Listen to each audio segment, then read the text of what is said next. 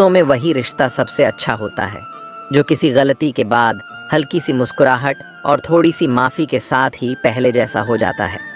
जो आपसे जलते हैं उनसे घृणा कभी ना करें, क्योंकि यही तो वे लोग हैं जो यह समझते हैं कि आप बेहतर हैं।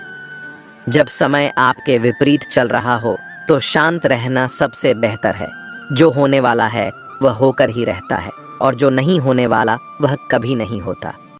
ऐसा निश्चय जिनकी बुद्धि में होता है उन्हें चिंता कभी नहीं सताती है। गीता में लिखा है, जब भक्ति में मन लगने लगे तो समझ लेना आपने भगवान को नहीं, भगवान ने आपको चुना है। कोई कुछ भी बोले, स्वयं को शांत रखो। धूप कितनी ही तेज हो, समुद्र सूखा नहीं करते। कान भरने वालों से हमेशा सावधान रहे, यह अच्छे अच्छे रिश्तों को बिगाड़ देते हैं। किसी के साथ दुख बांट पाना भी एक तरह का सुख है। योग्यताएं कर्म से पैदा होती हैं, जन्म से हर व्यक्ति शून्य होता है। उस आदमी से सावधान रहो जो बात नहीं करता, और उस कुत्ते से जो भगता नहीं है। इस जगत में सत्य से भी बड़ा सत्य प्रेम है, और जिसके प्रति प्रेम है उसके प्रति असत्य होना मुश्किल है। पूरी दुनिया की सबसे खूबसूरत जोड़ी मुस्कुराहट और आंसू है। इन दोनों का एक साथ मिलना मुश्किल है, लेकिन जब यह दोनों मिलते हैं वह पल सबसे खूबसूरत होता है। जब समंदर में कश्ती लेकर आ ही गए हैं तो अब तूफानों से क्या डरना। प्रभु का रास्ता बड़ा सीधा है और बड़ा उलझा भी। बुद्धि से चलो तो बहुत उलझा, और भक्ति से चलो तो बड़ा सीधा। विचार से चलो तो बहुत दूर, और भाव से चलो तो बहुत पास। जिस दिन हम यह समझ जाएंगे कि सामने वाला गलत नहीं है, सिर्फ उसकी सोच हमसे अलग है, उस दिन जीवन से सब दुख दूर हो जाएंगे। इंसान को इंसान से दूर करने वाली सबसे पहली चीज़ है जुबान, और दूसरी चीज़ है पैसा। रिश्ते निभाने के लिए बुद्धि नहीं, दिल की शुद्धि होनी चाहिए। सत्य कहो, स्पष्ट कहो, सम्मुख कहो। जो अपना हुआ वह समझेगा, जो पराया हुआ छूटेगा। भीड़ से हटकर अपने लिए नया जहान ढूंढो। गलतियां सब निकालते हैं, आप समाधान ढूंढो। जो ज़रूरी है परमात्मा वह तुम्हें देगा, जब ज़रूरी है तब देगा। तुम्हारी जल्दबाजी से कुछ नहीं होगा, सब्र करना सीखिए। सत्य कभी दावा नहीं करता कि मैं सत्य हूँ, किंतु झूठ हमेशा दावा करता है कि केवल मैं ही सत्य हूँ। किसी का मन और मौन बहुत कम लोग ही समझ पाते हैं। नियत साफ और मकसद सही हो तो यकीनन किसी न किसी रूप में ईश्वर भी आपकी मदद करते हैं। जब ऊपर वाला आपसे कुछ वापस लेता है तो यह मत सोचो कि उसने आपको दंड दिया है। हो सकता है कि उसने आपका हाथ खाली किया हो। पहले से कुछ बेहतर और अच्छा देने के लिए रिश्ते हो या रास्ते जब तक ठोकर नहीं लगती है तब तक अपनी सही जगह का ज्ञान नहीं हो पाता है। अंत में अर्थी उठाने वाले 4 ही लोग काफ़ी हैं। अब ना ज़्यादा लोग अच्छे लगते हैं और ना ही अब किसी से अच्छाई की उम्मीद। रिश्ता उसी से रखो जो इज्जत और सम्मान दे, मतलब कि भीड़ बढ़ाने का कोई फ़ायदा नहीं। बदनामी का डर तो सिर्फ उसे होता है जिसमें नाम कमाने की हिम्मत नहीं होती। श्री कृष्ण कहते हैं, उन्हें छोड़ देना ही उचित है जो आपके होने का मूल्य ना जानते हो। नसीब से मिलते हैं दिल से रिश्ते निभाने वाले, वरना हम सफ़र पाकर भी ना जाने कितने लोग उदास हैं। सब लोग कहते हैं सीता और द्रौपदी के कारण हुई रामायण और महाभारत।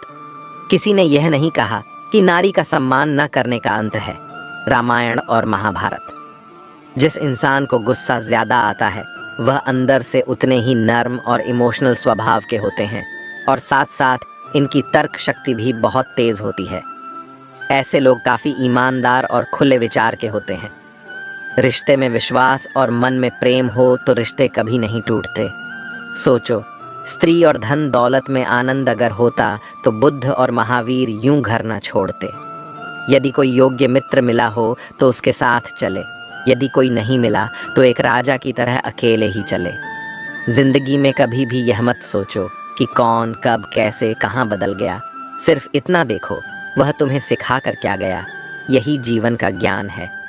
पीड़ाएं केवल दुख नहीं देती, ध्यान भी देती हैं।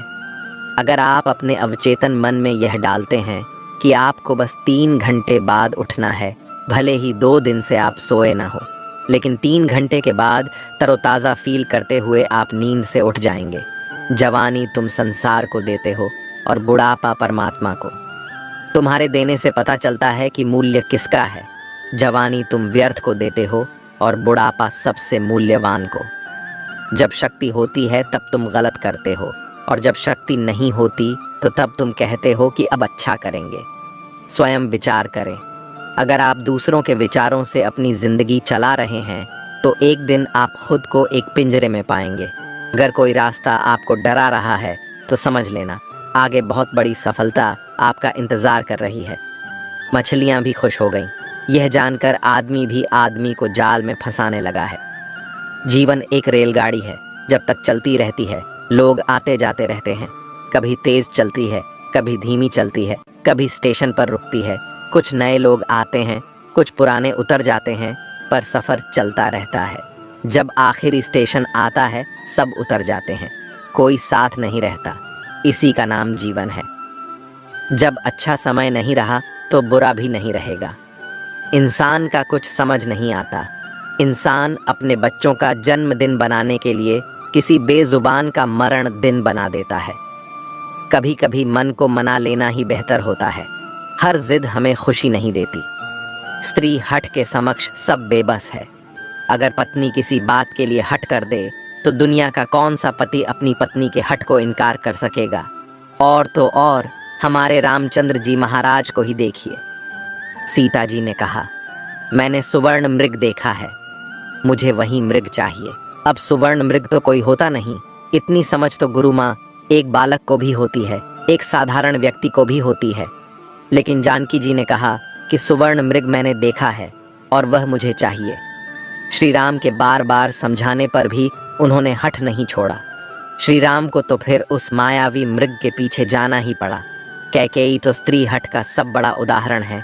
उसने अपने पति से हठ किया कि राम को 14 साल का वनवास दो और मेरे पुत्र भरत को राजगद्दी पर बिठा दो। यह न्यायोचित तो था नहीं, नीति विरुद्ध ही था। राजा दशरथ जानते थे कि उनके दिए हुए वरदान का कैकेयी दुरुपयोग कर रही है, फिर भी उनको स्त्री हठ के आगे झुकना पड़ा, मानना पड़ा उसके हठ को। बात बाल हट। बच्चा अगर हट कर ले और उसकी जिद पूरी करने में पूरे परिवार को भी अगर जुटना पड़ जाए तो परिवार जुट ही जाएगा। हालांकि हठ को तो बुरा ही माना गया है, फिर भी अगर बालक हठ करे तो क्षमा दी जाती है, यह सोचकर कि बच्चा है जिद कर रहा। कोई स्त्री अगर हठ से अपनी बात मनवाना चाहे तो उसका पति अथवा घर के अन्य सदस्य उसकी बात को मानते तो हैं, पर उनके लिए वह एक मजबूरी हो जाती है। दिल से तो वे उसके हठ को अच्छा नहीं मानते हैं। आप जैसा करते हैं वैसा ही फल मिलता है। अक्सर आपने कुछ लोगों को हमेशा परेशान रहते देखा होगा। वे किस बात से परेशान हैं इसका अंदाज़ा लगाना सबके बस की बात नहीं, क्योंकि वे अपनी चिंता दूसरे से साझा भी नहीं करते हैं। दरअसल आदमी जैसा कर्म करता है वैसा ही फल उसे प्राप्त होता है।